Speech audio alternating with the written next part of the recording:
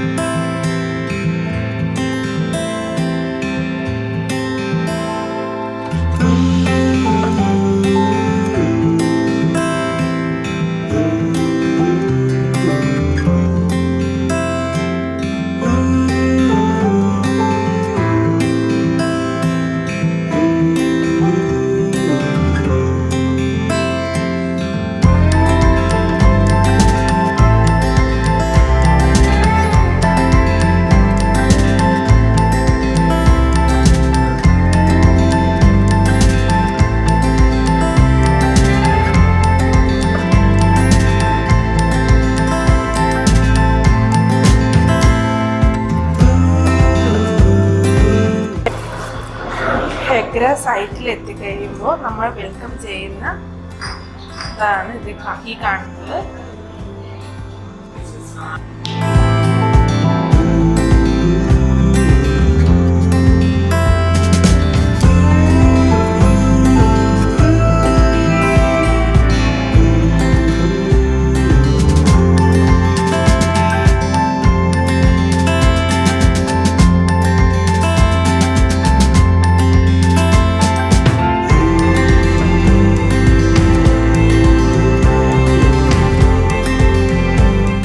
ഇവിടെ ഹെഗ്രയെ കുറിച്ചുള്ള ചെറിയൊരു ബ്രീഫിംഗ് ആണ്.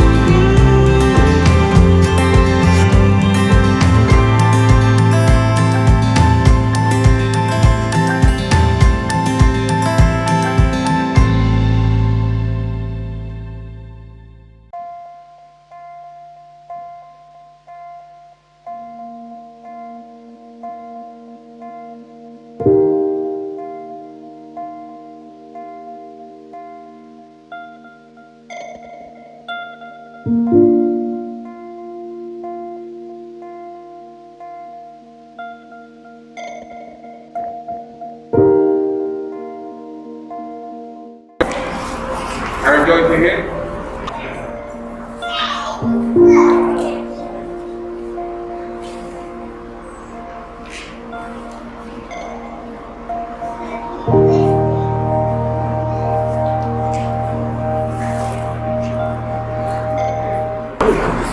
Hello everyone, I'm Muhammad. Rawi. We're going to have a here. Then we're heading to our bus inside the site. So let's do a little introduction before we start our tour. Maybe the most of you first visit you are Nara. Yes. First visit? Yes. Yes. Sure. First visit, let's see our timeline about Medusa before we begin to our site Hegra Welcome.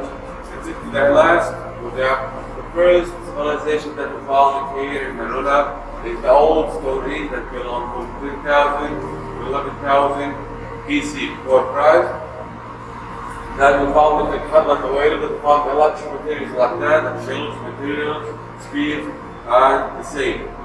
But also we found also the prominent cave in Hegra, like this. You can see the tombs, it collapsed to the mountain, it's very short, but we found that like a coin, like things, always from the bronze, that's grown from 5,000 to 7,000 BC also, that we from our history now, in 9,000 years. But as a kingdom, as a first kingdom that arrived here as a system as a king, is Nabataean and Achaemenid kingdom that start here in the 6th century BC until the 1st century. The Nabataean they came from Petra, Jordan, and they came out the side and they control. And the same thing, the Nabataean, the most famous this kingdom that they carved a lot of tombs over here, and you see it in the social media also. And in 106 AD, the Roman came and take the Nabataean out of Hegra, and that gave them control about Hegra and the traders until 300 to 400 years. Then the Islamic period start. One of the biggest city that's I will have it here in AlUla is Turh or Al-Mabiyat. You can see the picture. It's from the sky because it's an excavating area. All of this is now is under the ground. Why it's so important was the traders, or the trade route, or the Siq route that's coming from here. All of the traders that come from the north and from the south, they gathering in this city. So that city was one of the biggest cities in the Islamic period. Even that in the history was mentioned is after Mecca in the economical power of the Islamic. But we're now in the station because you see the station we came from the past. This one built in 1900 from Damascus and arrived here in AlUla in 1907. In Medina in 1908. Take 7 years working and 7 years also in the operation. In 1914, this project stopped completely by the Arabic Revolution. Maybe you know that film is so popular, but the Arabic Lawrence, the ambassador from the British, and he came here with the Arab and they get the Ottoman out from the side and take control in 1914. All of the Arabic tribes lived over here. Was the main purpose for doing it was for pilgrimage or Hajj to Mecca, but after a while in 1912 was a publishing or this wanted to put their settlement over here, and that refused by the Arabic people and by helping the British government at that time. Maybe this station is the second station after Tabuk and the biggest one. Have 16 buildings over here. You see the building like this one. All of it's original, wouldn't change anything. Yes, we rebuilt the roofs, but the other, all of it original. We have small hospitals, small prisons, small sites for the relaxing for the pilgrimage or the Hajj. In that time, it's all this 100 to 120 years ago. But now we're heading to this tomb that belong more than 1,000 of years. And we have a lot of inscription belong to 2,500 years. I hope you all enjoyed it. Any questions? So. ഹെഗ്രയുടെ പല സൈറ്റുകളും ഇപ്പോൾ closed ആണ്. Maintenance വർക്കും എക്സ്കവേഷനും ഒക്കെ നടക്കുന്നതുകൊണ്ട്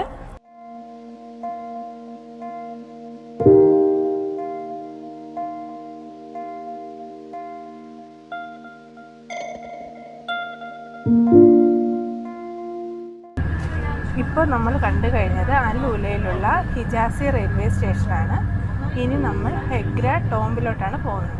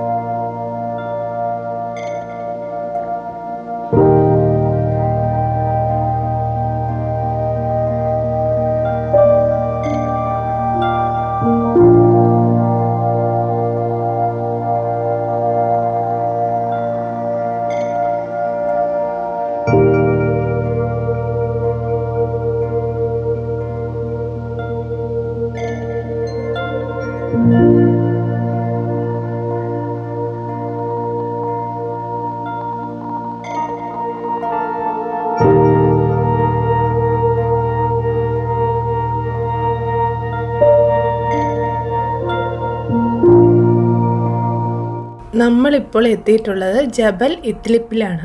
ജബൽ എന്ന് പറഞ്ഞാൽ അറബിക്കിൽ മല എന്നാണ് അർത്ഥം. ഇവിടെ നമുക്ക് കാണാൻ കഴിയുന്നത് രണ്ട് മലകൾക്കിടയിലൂടെ നാച്ചുറലായി ഉണ്ടായ ഒരു ഇടനാഴിയാണ്. മറ്റൊന്ന് ദിവാനാണ്. നബാറ്റിയൻ വംശജർ രാഷ്ട്രീയ ചർച്ചകൾക്ക് വേണ്ടിയാണ് ദിവാൻ ഉപയോഗിച്ചിരുന്നത്. കൂടാതെ അവരുടെ ഒരു പുണ്യസ്ഥലം കൂടിയായിരുന്നു ഇത്.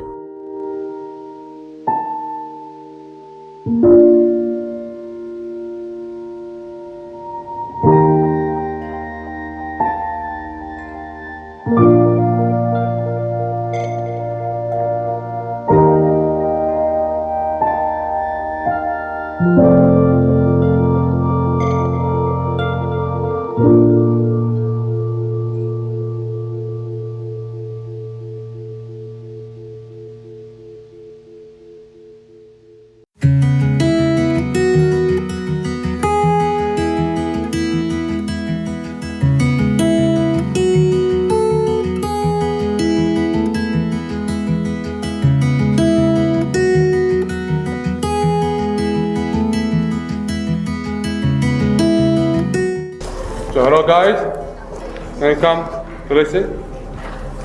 So we're now in the Ithlib mountain, or the holy site for the Nabataean kingdom. This is the site, the highest point here in Hegra. But especially this site, this is the only site we have a tomb or a grave over here. This is the, as we call it, the holy site for the Nabataean kingdom. As the first thing you see it is the big hall over here, or we call it a Diwan, the living room, the gathering room. They're gathering over here to discuss about religious things, their political thing, their social life. But not anyone can allow to get inside. You have just 11 names. You can see behind you in the right corner over there. That their name will be allowed to get inside over here, over there. On top.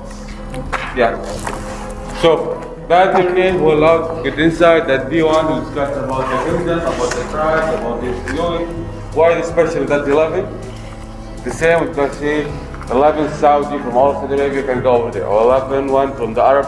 So the same idea. Let these 11 so powerful, or one of the kings, or the sheikh, or the biggest man in that time. So when we hit inside over here, we must do something as every religion they were doing. In the Islamic, the Christianity, and Jews, the same things. Behind you over there, they have the purification pool. So they wash with their hands, their legs, or their face, and they're hitting over there, and they were starting or discussing about their thing. But from inside, you can see it is so high, 12 meter high, and the width is 10 meter and a half, and the inside more than 11 meter. And we have 3 benches over here. That not mean at all they are giant. They are the same like us as the normal people, but they're showing up. But the same idea now. The kings have a castle, or the prince have a crown. The same. You can see the benches over here. We mentioned before they came from north, from Bitra. And Bitra was so influenced from the Roman. So the Roman always sitting or leading, not the same Arab. So the Nabataean do the same thing. Because of that, the benches it's so huge, 1 meter and a half, so they can leading and take the kids food or drink. You can see they have 2 shelves over there, or 2 rows. One biggest and the small, very small, maybe half a meter in front of it. They put the drinking with the food to drink it or eat it over here by leading. So because of that, they do it in so huge benches over here.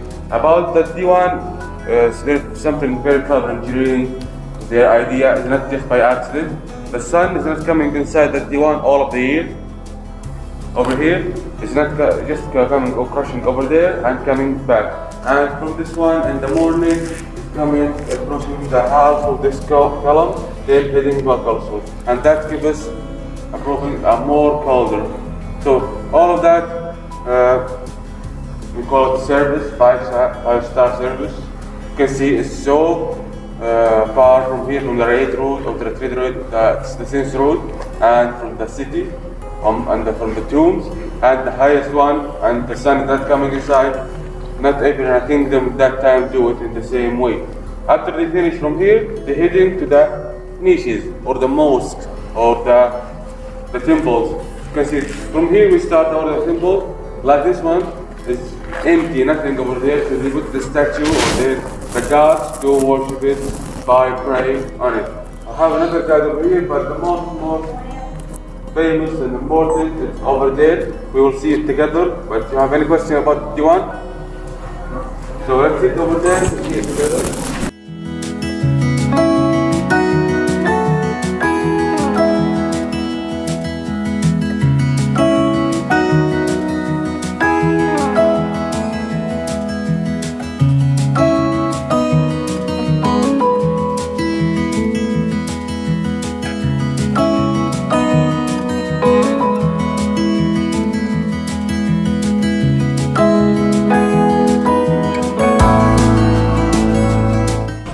You can see the god, as we call it, A'ra.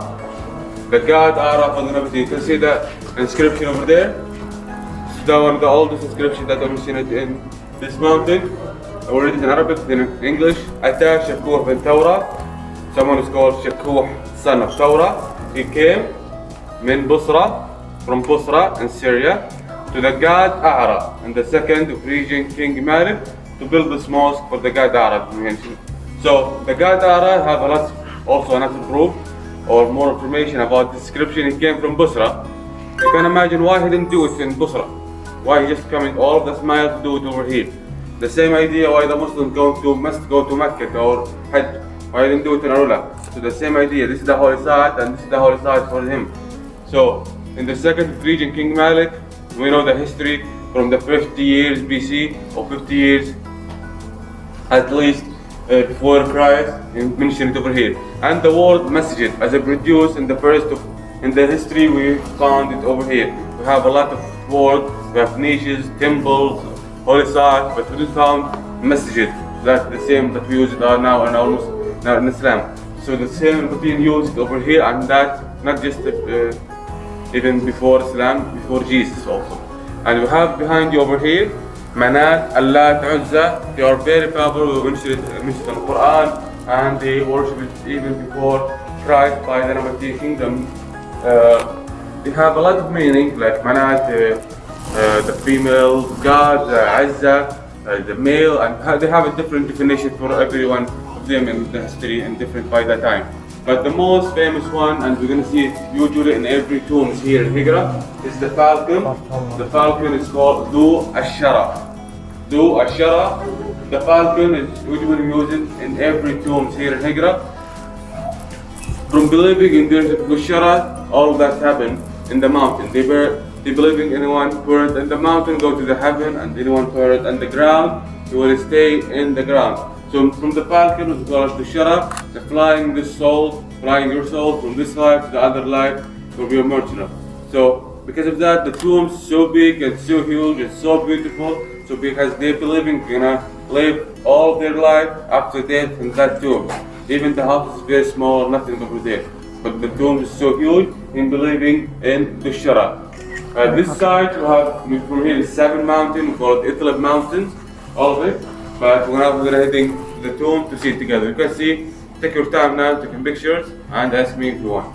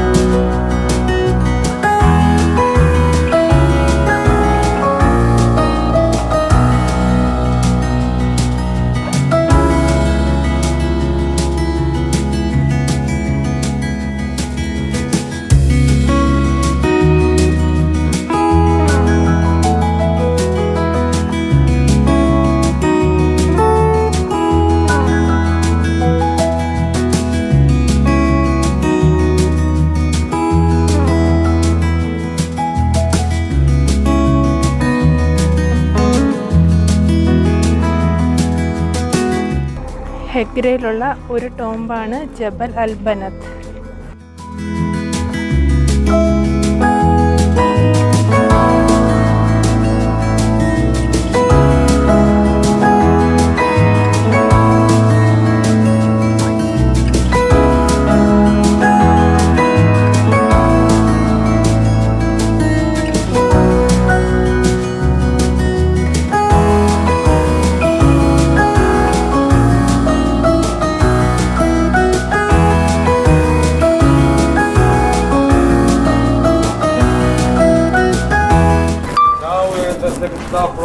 The tomb that we talked about earlier. Now we're in the second stop to show you, which we call it here in Arabic Jabal AlBanat. Jabal, mountain. AlBanat, the girls, the women. So this is the women's mountain or the girls' mountain, as we said. Why? Why especially for the girls, not for the men? We have 33 tombs surrounded by this mountain. 26 of them belong to the woman. The owner of the tomb is a woman. The most of them is for the woman. That we talked about, or we put that name Jabal AlBanat. But here in Hegra we have more than 132 tombs like that, and different sizes, different shapes. But let's discover how they do it from the zero. Let's imagine it's not existing over here. The same mountain over here is just an original. How do if I want to build my house in these days, what I'm gonna do? I'm gonna buy the land. I'm gonna bring the company or bring the professional car to do it for me. The building, do the same thing. Over here, they're buying the facade from the government that time, and they bring the professional carver to do it for him. The most famous one here in Hegra, we call it Aftah bin Abd Ubada. He carved 5 tombs like that. We mentioned it or found it in the inscription. So we always will start from the top until the bottom. On the opposite side, we'll start from the top to the bottom. So they're climbing the mountain on the other side, then starting doing the 5 steps, then the first coordinate, then the second, then coming here in the middle, the most information that we found over here. You remember the falcon that we see it earlier? So above the falcon, you get a square. There are a lot of inscription writing over there. This inscription is talking about the owner and talking about a lot of things. Like here, this tomb is belong to Eid, son of Ubadah, and his wife and his children, and anyone came with a favor from him, and anyone change or buy or loan or enter the tomb will be cursed from the Shara, and he must pay 500 harithi, the currency in that time, to the king, the 4th Harith. So the inscription usually is the same but different in the name. So in every tomb they have curses, and they have you must pay something if you do that or that. But you're not stopping over here. You can see above it, or between the triangle, the face is very famous, especially in the Greek. The Nabataean, they know it from the trade route of the Silk Road in that time, is Medusa. Medusa is very popular that the woman have hair, exactly. If you contact with your woman, she will kill you, not Medusa. Petrified. So Medusa, the legend says, if you contact eye with eye, her, you will change to the stone. So the Nabataean, why they know all that? They believe in that, in these gods. So they put it over here to protect it from the other people to not coming here and destroy or take the body from inside. Eventually, in thousands of years, a lot of scholars came, a lot of kingdoms came, so nothing inside. All of it empty now, and take it out, looking by treasure, looking by gold or something like that. So all of it now is empty, especially, just one we have it perfect. We found a lot of bodies inside, so this was covered since the Nabataean until 2014. So covered by the sand. Then we have maybe 1 week very rainy, and the rainwater coming front and take it out for us. Then we found or discovered just by accident there a tomb behind this sand. When we take it out, we found 60 body inside. The most of them is destroyed. We have just one skeleton was perfect for study. Now this skeleton have a big tour on the world. After searching, we found this for a woman when she died between 25 to 30 years old, and that means their age is the same like us. And how the cover was: 3 layers from rug, then 3 layers from the leather, then a casket from cow leather. Then they put a rod, and they put the only decoration is a necklace, and the necklace was from dates, our dates that we're eating right now. So they put the necklace from dates, and they put the mask from the same leather, and they took all of it from the city until the tomb. So the tomb is not just for 1 or 2, all you and your family and children and grandchildren, and anyone from the neighbor or from your relatives have a favor from you. Great. This is about the tombs over here, and this is about the different. Maybe here is nothing obvious. So let's hit to the second one to see it from inside.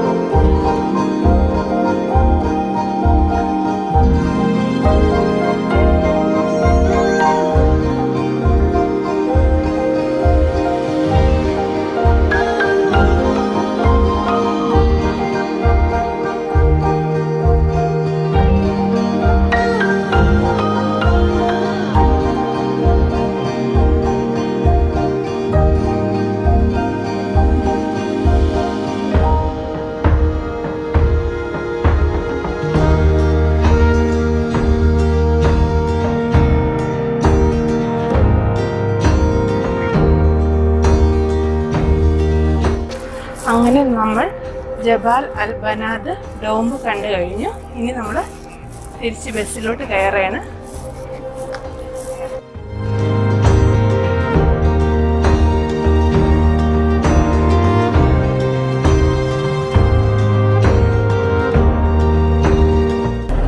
Tomb of Liyah, son of Kuza.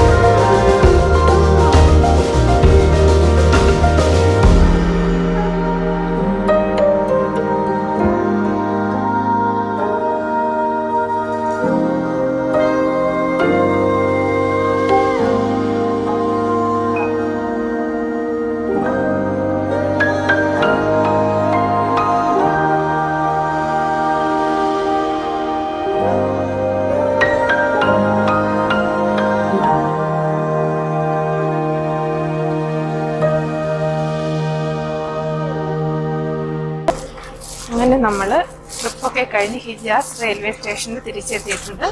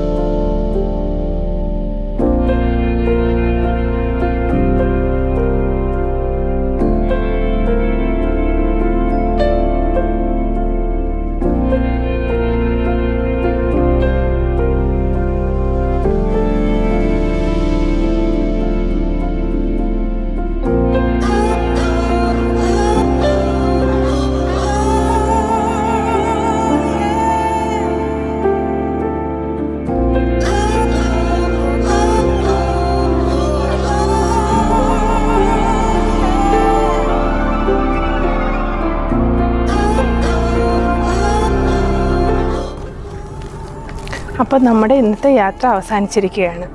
അടുത്തൊരു വീഡിയോയുമായി നമുക്ക് വീണ്ടും കാണാം. Bye bye.